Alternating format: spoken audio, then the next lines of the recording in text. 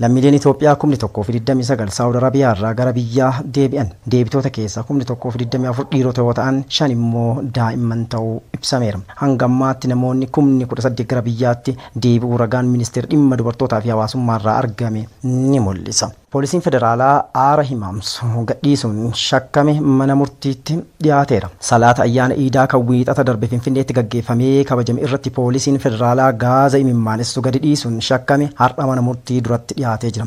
Sirna ayyaaneffannaa iidaa kana irratti poolisiin federaalaa akka tasaa gaaza imimaanessu eega gadhiisee booda jeequmsi uumamee ture akka tures beekameera. Mootummaan haala kana waliin wal qabatee namoota hookkara kana keessaa qooda olaanaa qabu jedhee shakke to'annaa jala oolchuusaa beeksisee ture.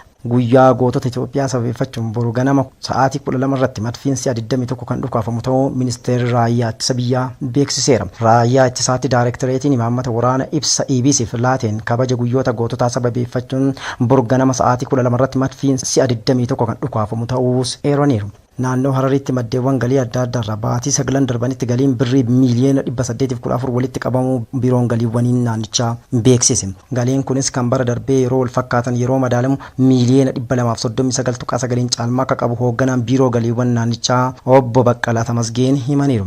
Galiin kunis kan bara darbee caalaa akka fooyya'uu fi hojiin hordoffii tajaajila galii walitti qabuu cimuuf hojiin hordoffii nagahee kutuu sirriitti waan hojjetameefis jedhaniiru. Gama biroon kanneen kaffaltii irra turerraa galii walitti qabuuf daldaltoonni gara daldalaa seera qabeessatti dabalamanis dabalaa dhufuun galiin kun akka dabalu taasisuu himaniiru. Baatiiwwan bara baajataa hafanittis hojiin galii walitti qabuu kun cimee kan itti fufu ta'uu obbo Baqqalaan himaniiru.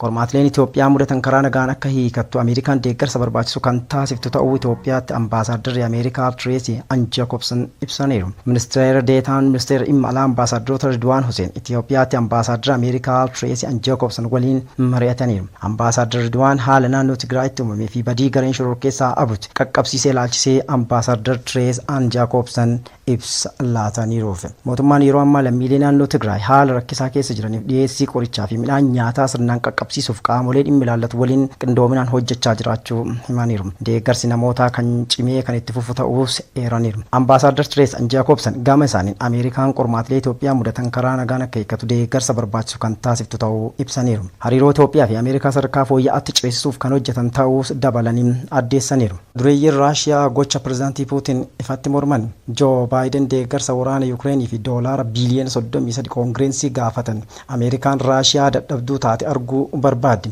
Eenyu akka taate ni beekna.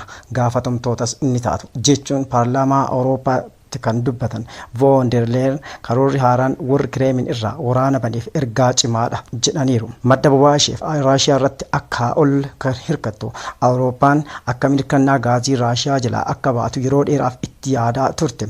Dhuma bara kanaatti boba'aa harka 2/3 hir'isuuf murteessitee hojjechaa jirti. Amma immoo ji'oota 6 keessatti bittaa boba'aa jigitaa adda kutuuf karoorsite. Filannoo hanga argatanitti yeroo goggaa tokko kennameeraaf dubbi himaan mootummaa Hangaarii ammatti filannoo amansiisaa akka hin argannes dubbataniiru. Karoorri haaraan kun gamtaa Awurooppaa erga raggaasifamee duuba guyyoota dhufan muraasa keessatti ni xumurama. Karoorri haaraan kun baankiiwwan Raashiyaa irrattis kan xiyyeeffate yoggaa ta'u hanga ammaa sababa kaffaltiin gatii boba'aa jecha baankiin guddichi Raashiyaa Sheer Baank qoqqobbii jala hin galle. Amma garuu baankiin kunis baankiiwwan Raashiyaa biroon 2 sirna daddabarsa maallaqaa Swift keessa akka bahan murtaa'eera. Namoota dhuunfaa Awurooppaan qoqqobbii irra kaa'uuf karoorse keessaa Paatriyaarkiin mana amantaa Ortodoksii Raashiyaa Paatriyaarkii Kiriilii fi maatiin dubbii himaa mootummaa Raashiyaa Dimitri Peskov ni argamu. Yuukireen akka injifattu barbaanna kan jedhan pireezidaantiin Koomishinii Awurooppaa waraana duuba Yuukireen haala bayyanattu irrattis akka hojjetan himaniiru.